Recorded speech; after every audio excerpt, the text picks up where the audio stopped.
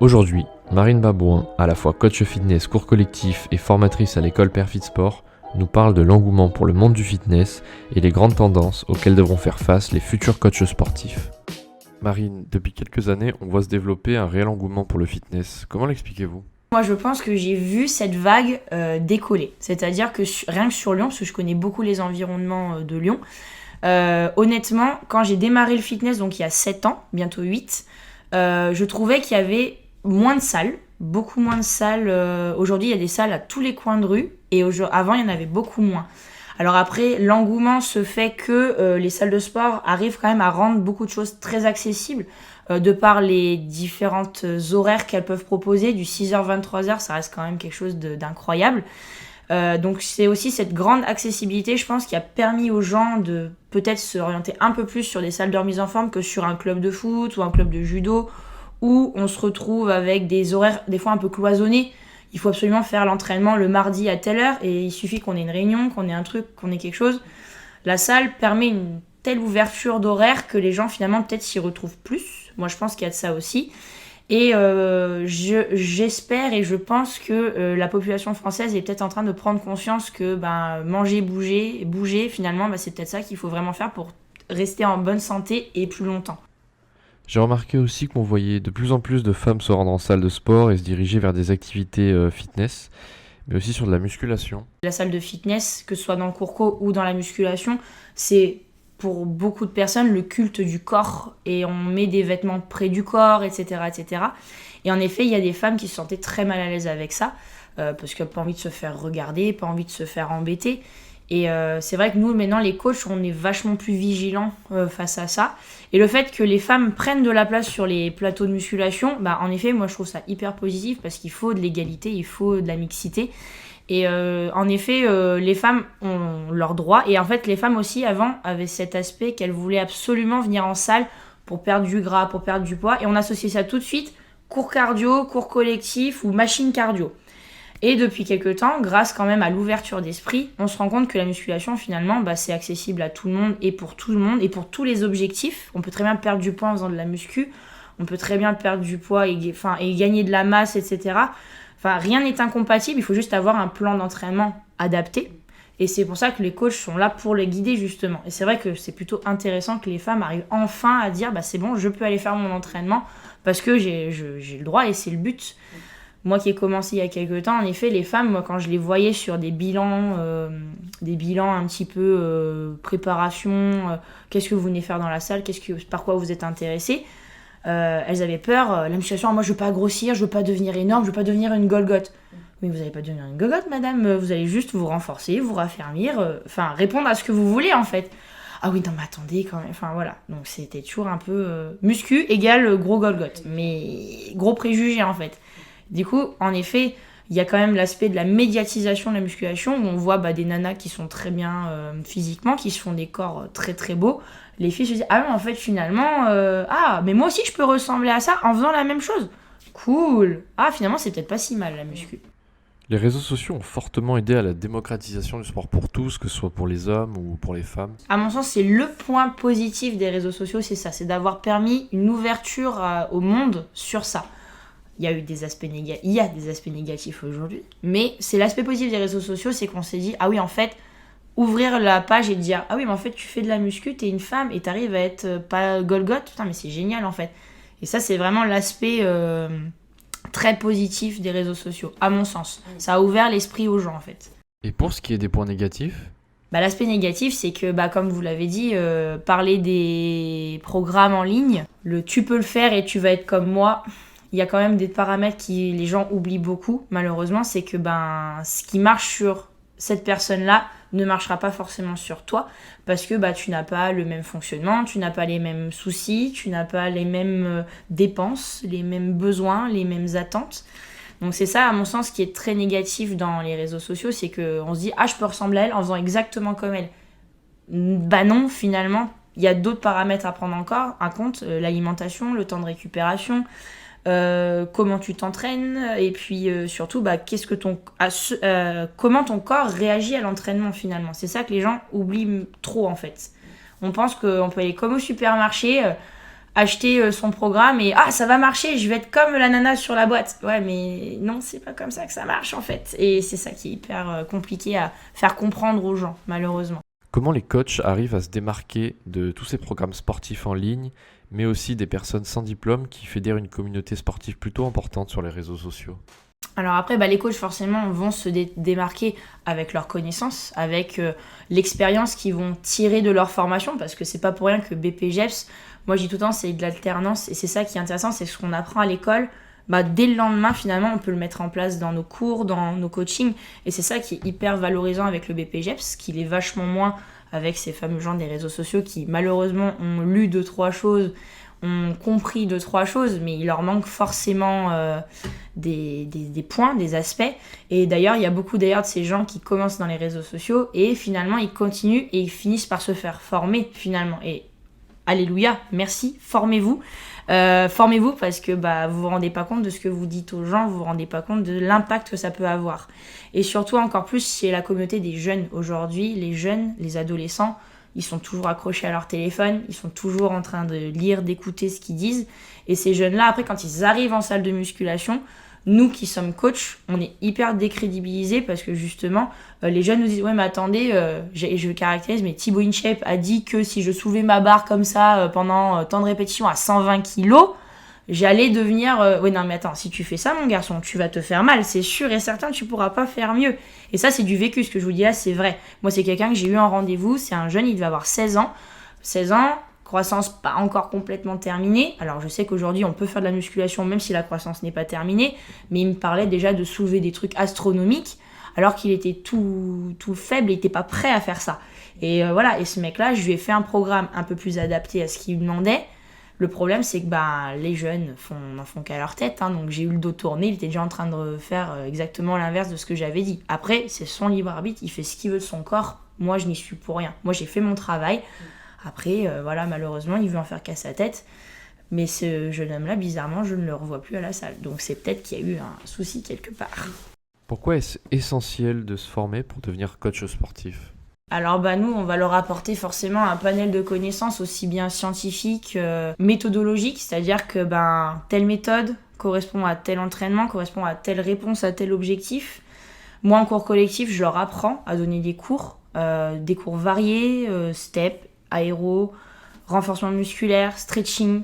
Après, on diverge énormément parce qu'il y a énormément de branches, énormément de choses dans le fitness et on en parle beaucoup. Moi, je leur apprends à être des pédagogues en fait. Moi, j'apprends la pédagogie, en fait. C'est ça qui est difficile. J'apprends à des jeunes à être pédagogues parce que la pédagogie, c'est ça qui les fera évoluer.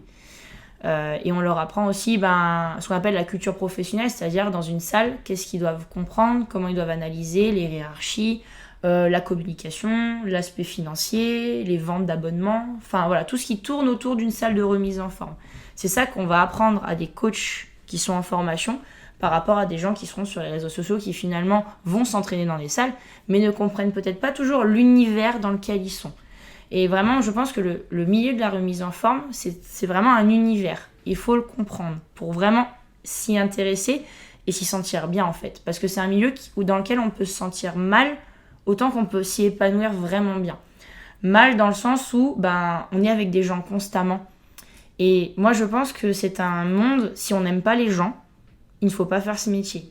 Parce qu'on est toujours en contact avec des gens, on est des fois un peu leur psychologue, on est un peu tout, on est coach, on est psychologue, on est assistant social, on vient nous voir, des fois on nous raconte des problèmes, c'est incroyable, des nanas qui viennent nous parler, je suis en pleine instance de divorce, d'accord, moi j'ai perdu mon père, et nous des fois on se prend une rafale de choses dans la tête, il faut être capable de l'encaisser. Et après, on s'épanouit très bien dans ce métier si on comprend comment fonctionne le milieu, comment fonctionnent les gens dans ce milieu-là. C'est ça, en fait, qui est hyper important pour être bien dans ce métier-là. Quels sont les prérequis pour devenir un bon coach ? En cours collectif, en tout cas, vraiment, c'est qu'il faut alors déjà suivre des cours. C'est-à-dire que moi, en effet, j'attends de mes élèves, quand ils sont en formation, qu'ils suivent des cours régulièrement, qu'ils soient curieux, qu'ils s'ouvrent à tout type de cours. Parce que c'est ça qui fera d'eux des meilleurs coachs, parce qu'ils sont capables d'expliquer aux gens comment fonctionne le cours, qu'est-ce qu'ils font dans le cours, qu'est-ce que ça va travailler, qu'est-ce que ça va apporter au public. qu'ils aiment, eux, du coup, suivre des cours aussi. C'est-à-dire que même moi, aujourd'hui, même après 8 ans, j'ai toujours autant de plaisir à aller suivre des cours. Quand les profs sont hyper intéressants, moi, j'adore. Parce que c'est quelque chose qu'on aime, au fond, suivre des cours. Après, il faut avoir forcément une condition physique qui va avec. Parce que cours collectif, c'est... Pardon, messieurs les gens des coachings, pardon, la musculation, vous êtes un petit peu plus des fainéants que nous. C'est-à-dire que nous, dans une journée, par exemple, hier, jeudi, c'est ma grosse journée, j'ai fait 6 cours dans la journée. Et 6 cours, sur les 6, j'en avais un qui était plus cool que les autres. Les autres, c'était tout du renfo, tout du cardio. Et ça, c'est quelque chose qu'il faut prendre conscience, c'est que nous, cours collectifs, on a une mission, on ne peut pas donner 2 cours par jour et gagner notre vie, c'est pas possible. On en donnera forcément plus. Et il faut avoir du coup cette condition physique pour pouvoir tenir ça. Et encore plus aujourd'hui parce que certaines salles en abusent un petit peu. C'est-à-dire qu'on est cours collectif, ok d'accord, tu vas donner 35 heures de cours par semaine. Et ça c'est quelque chose, waouh, il faut être capable de l'encaisser. Et surtout être capable au fur et à mesure de pouvoir dire ça j'aime moins, je me sens mieux dans tel cours, je me sens mieux dans telle chose. Voilà, pour pouvoir vraiment gérer son planning. Mais c'est vrai qu'on a toujours au début, quand on commence dans les cours collectifs, un peu ce moment où on mange un peu notre pain noir, c'est-à-dire qu'on enchaîne les cours, on nous presse un petit peu comme des citrons jusqu'à ce qu'il n'y ait plus de jus. Et soit on tombe sur des salles qui sont très sympathiques, avec des managers qui sont dans le métier et qui vont nous aider à avoir des plannings justement équilibrés, pour pas qu'on enchaîne 5 cours d'affilée sans avoir de pause par exemple. Ou alors on tombe sur des salles qui malheureusement font du rendement. Et ces gens-là vont dire écoute, tu vas donner tel cours, tel cours, tel cours, tel cours. Ah d'accord, ok. Et sinon je me repose ce soir en rentrant. D'accord, ok. Voilà. Et c'est vrai que des fois c'est un peu l'aspect très négatif des cours collectifs, c'est que quand on tombe sur des managers comme ça qui des fois sont pas issus du milieu de la remise en forme, se disent c'est bon, il va enchaîner les cours et puis on verra. Oui, mais bon, on verra, ça date durée limitée quand même. À un moment, on peut pas tenir, on n'est pas des machines, on a besoin de se reposer, on a besoin de récupérer. Et c'est vrai que c'est ça qui est des fois pas évident à gérer pour les cours de coach. C'est pour ça que la condition physique est très importante. Et le mental, on n'en parle pas assez, mais le mental, il en prend un coup aussi. Donc c'est vrai que le mental aussi, faut être capable de le tenir parce que bon, on est la figure modèle sur le podium, c'est-à-dire qu'on est sur l'estrade. Et nous, on est sur l'estrade, il faut pas qu'on montre qu'on va mal. Même si on a n'importe quoi, un décès, un problème avec notre copain, notre copine, n'importe quoi.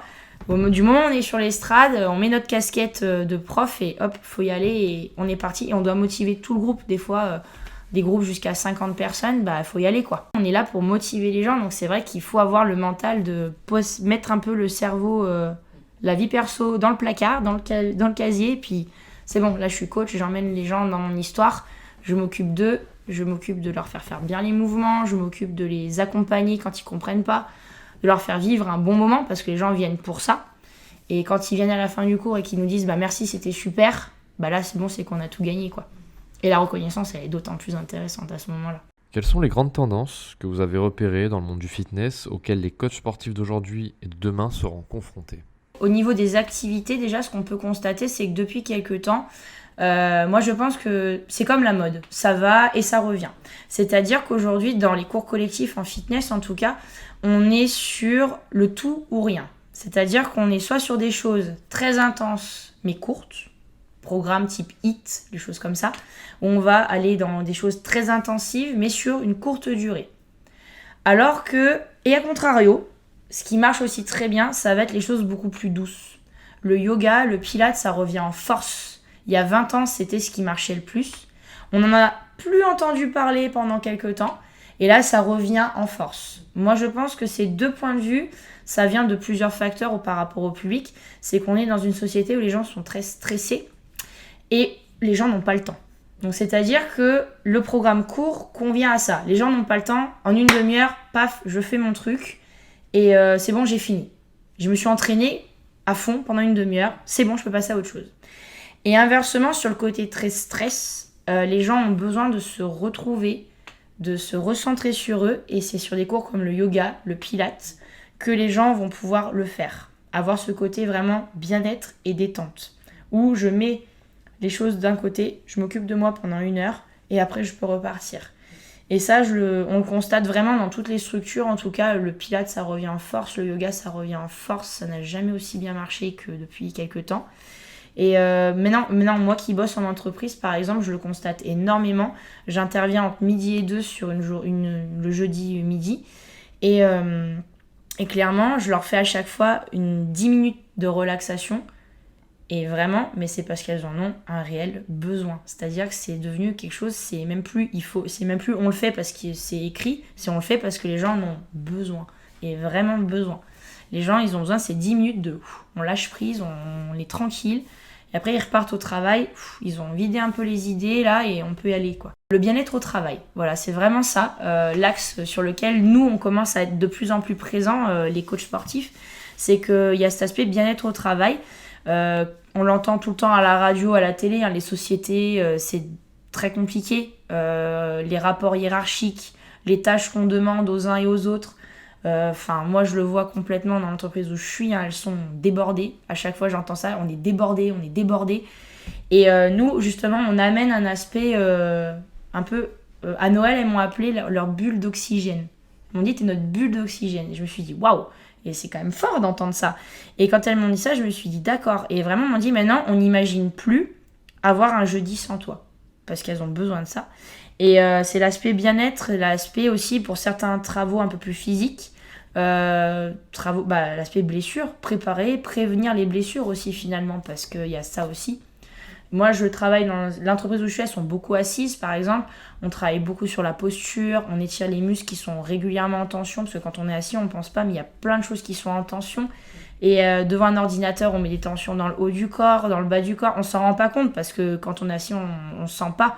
Mais au fur et à mesure du temps, il y a des choses qui commencent à s'installer, à s'accumuler. Et c'est ça qu'on essaie, nous, du coup, de freiner au maximum pour justement ils aient un meilleur maintien.